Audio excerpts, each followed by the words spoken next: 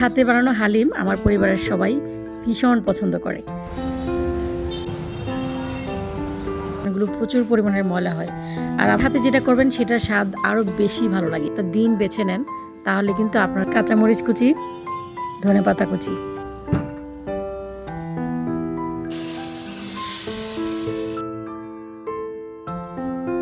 পানিটাও ready করে রাখি, কারণ অনেক সময় দেখা যায় যে ফিল্টার থেকে পানি। হ্যালো এভরিওয়ান, আসসালামু আলাইকুম। কেমন আছেন আপনারা সবাই? আশা করছি সবাই খুব ভালো আছেন এবং সুস্থ আছেন। তো আজকে আমি একদম সকাল সকাল কাজকর্ম শুরু করে দিয়েছি, দেখতেই পাচ্ছেন।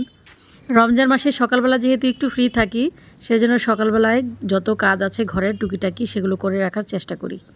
আমরা যারা গৃহিণীরা আছি তারা তো সবাই জানি ঘর কী পরিমাণের নোংরা হতে পারে। তো সেজন্য আমি সব কাজ একসাথে হাতে নিচ্ছি না, আমি অল্প অল্প করে কাজ করছি। একসাথে অনেক কাজ হাতে নিলে কিন্তু অনেক ঝামেলা, কারণ এগুলো করতে করতে অনেকটা সময় লেগে যাবে, আবার কষ্টও অনেক বেশি হবে। আমি কিন্তু সবসময় আমার বাসার ফ্যানগুলো ডিটারজেন্ট দিয়ে খুব ভালো করে পরিষ্কার করি, কারণ ফ্যানে কিন্তু অনেক তেল চিটচিটে ভাব থাকে, সেজন্য ডিটারজেন্ট দিয়ে পরিষ্কার করতে হয়। অনেক সময় দেখা যায় রান্নাঘরের যে ধোঁয়াগুলো এগুলো ঘরেও চলে আসে, আর ঘরে যদি ফ্যান চলতে থাকে তখন সেগুলো টেনে নেয়, যার কারণে ফ্যানগুলো একটু চিটচিটে ভাব হয়ে থাকে। কি পচা পাখি, তুমি কি করছো এখানে? বাসাবাড়িতে প্রচুর কাজ থাকে, তবে আমরা যদি লিমিট করে গুছিয়ে কাজ করতে পারি তাহলে আমাদেরও কষ্ট কম হয় এবং বাসাটাও অনেক সুন্দর থাকে।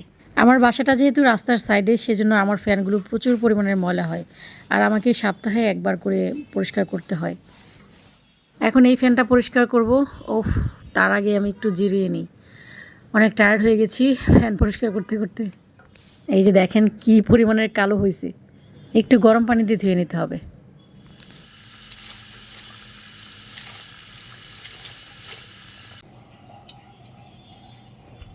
ঘরবাড়ি পরিষ্কার করার জন্য যদি আপনি একটা সময়, একটা দিন বেছে নেন, তাহলে কিন্তু আপনার জন্যই সহজ হবে। আপনার বাসা যদি অনেক বড় থাকে তাহলে একদিন একদিন করে কাজ সেরে নেবেন, আর যদি বাসা ছোট থাকে তাহলে তো একদিনই শেষ হয়ে যাবে। এই ফ্যানটা বোধহয় এখন পরিষ্কার করতে পারবো না, কারণ আমার মেয়ে এখনও ঘুমোচ্ছে।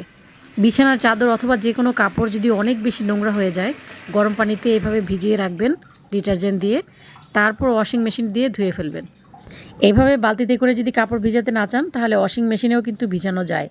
মেশিনের ভিতর কিছুটা গরম পানি দিয়ে তারপর ডিটারজেন্ট দিয়ে কাপড় ভিজিয়ে রাখবেন, যতক্ষণ আপনার ভিজাতে মন চায় ঠিক ততক্ষণ।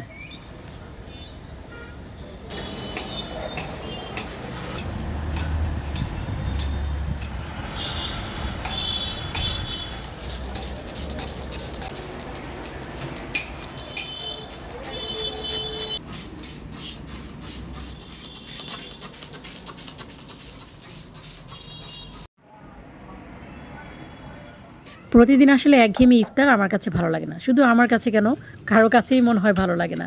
আমি কিন্তু প্রতিদিন ছোলা বুট করি না, আজকে ছোলা বুট করব আর হালিম রান্না করব। আমি প্রতি বছর হালিমের ডাল আগে থেকে করে রাখি, তবে এবছর আর করা হয়নি, একদমই সময় পাইনি আসলে। হালকা গরম পানি দিয়ে এখন আমি ডালটাকে ভিজিয়ে রাখবো অনেকক্ষণ পর্যন্ত। কয়েক ধরনের ডাল আর চাল দিয়ে যদি আপনি নিজের হাতে হালিমের ডালটা রেডি করেন, তাহলে সেই ডাল দিয়ে হালিম বানালে হালিমের স্বাদ বেশি ভালো লাগে। কাপড়গুলো ভিজিয়ে রেখেছি, প্রায় 1 ঘন্টা হয়ে গেছে। এত বড় বালতি আমি উঠাতে পারবো না, সেজন্য অল্প অল্প করে আরেকটা বালতি দিয়ে আমি কাপড়গুলো মেশিনে ঢেলে দিয়েছি। সাথে আরও কিছু কাপড় অ্যাড করব, সেজন্য আরও 2 চামচের মতো ডিটারজেন্ট দিয়ে দিলাম।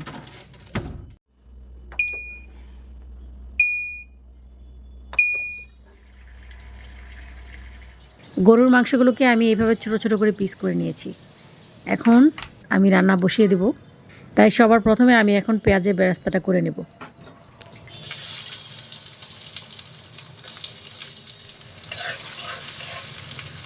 সময় যেহেতু একদম শর্ট, সেজন্য এক চুলায় আমি বুট বসিয়ে দিব, আর এক চুলায় পেঁয়াজের বেরেস্তাটা করব।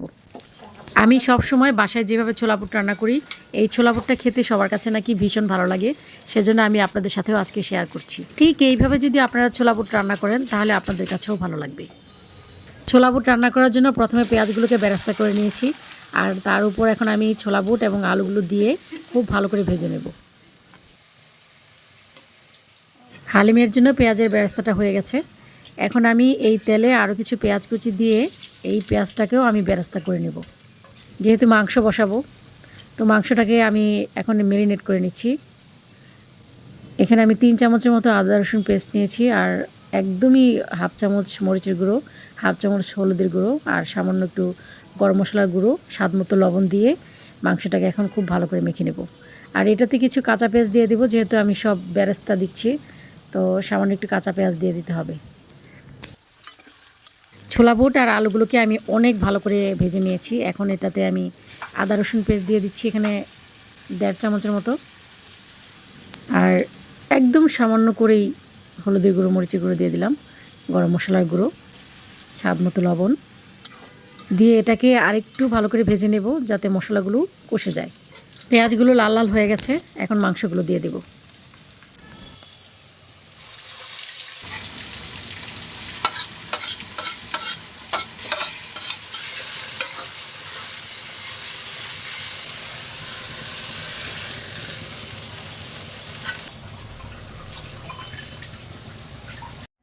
এদিকে কাপড়গুলো আমার ধোয়া হয়ে গেছে, এই তো এখন রোদ থাকতে থাকতে শুকিয়ে ফেলতে হবে।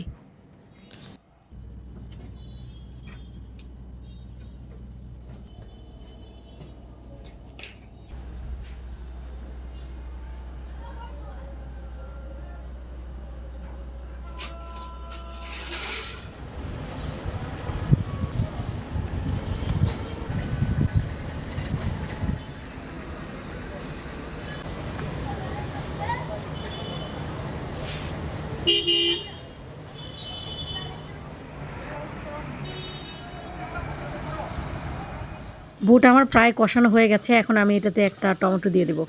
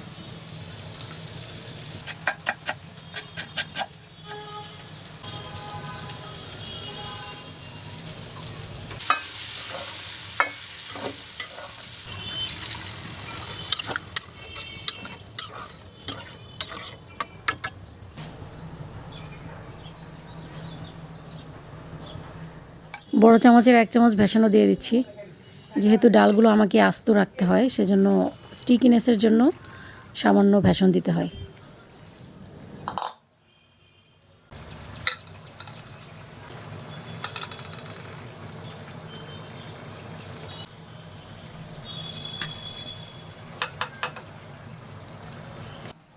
বেসনের সাথে সামান্য একটু আটাও দিয়ে দিচ্ছি। এই আটা দেওয়ার কারণে কিন্তু বেসনে একটা আঠালো ভাব আসবে।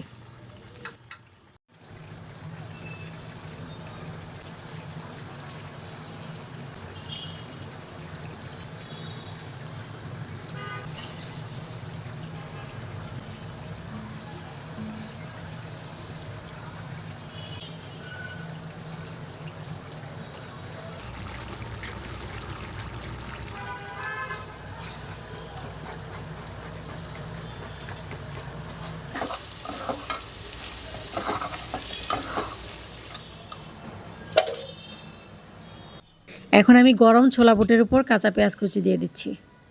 আপনারা চাইলে ছোলা বুটটা কিন্তু সরিষার তেল দিয়েও রান্না করতে পারেন। দিয়ে দিচ্ছি কাঁচামরিচ কুচি, ধনেপাতা কুচি। আপনারা চাইলে এখানে আরও অনেক কিছু অ্যাড করতে পারেন, যেমন শসা, বিট লবণ, ম্যাগি মশলা, চাট মশলা, যেটা খুশি অ্যাড করতে পারেন।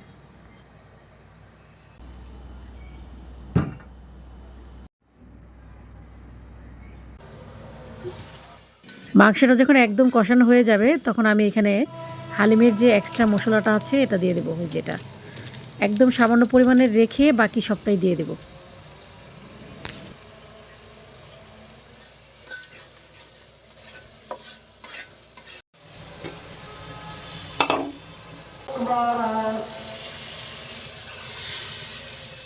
হালিমের ডাল সিদ্ধ হতে একটু বেশি সময় লাগবে, সেজন্য আমি একদম ভরপুর করে পানি দিয়ে দেব।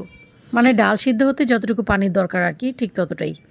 কম পানি দিলে কিন্তু ডালটা সিদ্ধ হবে না, আবার একদম আঠালো হয়ে যাবে বেশি। এই চুলায় আমি ভাজাভাজির কাজটা সেরে নেব।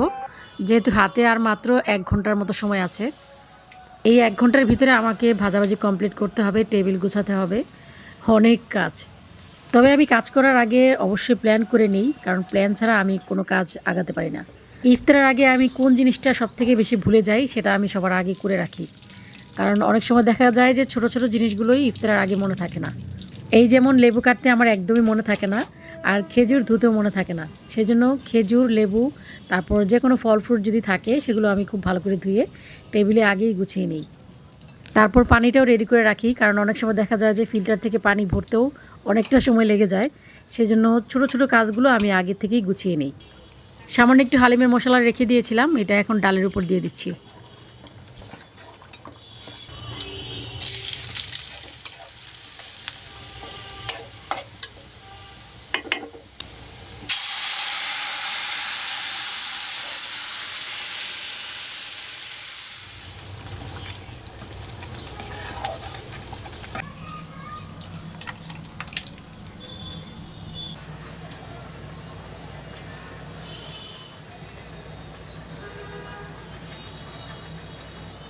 প্যাকেটের হালিম তো মোটামুটি সবাই রান্না করতে পারে, তবে একদিন নিজের হাতে মশলা রেডি করা এবং ডাল কীভাবে প্রসেসিং করতে হয় তার সব কিছুই আপনাদের সাথে একদিন শেয়ার করব।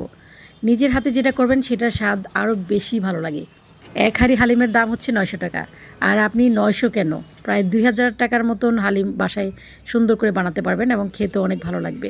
একদম বানিয়ে বলছি না, আমার হাতে বানানো হালিম আমার পরিবারের সবাই ভীষণ পছন্দ করে। আমার আজকের ভিডিওটি আপনাদের কাছে কেমন লেগেছে অবশ্যই কমেন্ট করে জানাবেন। যদি ভালো লেগে থাকে তাহলে প্লিজ একটা লাইক করে দিবেন। আজ এই পর্যন্তই, ফিরে আসবো নতুন আরেকটি ব্লগ নিয়ে। সেই পর্যন্ত সবাই ভালো থাকবেন, সুস্থ থাকবেন। আল্লাহ হাফিজ, আসসালামু আলাইকুম।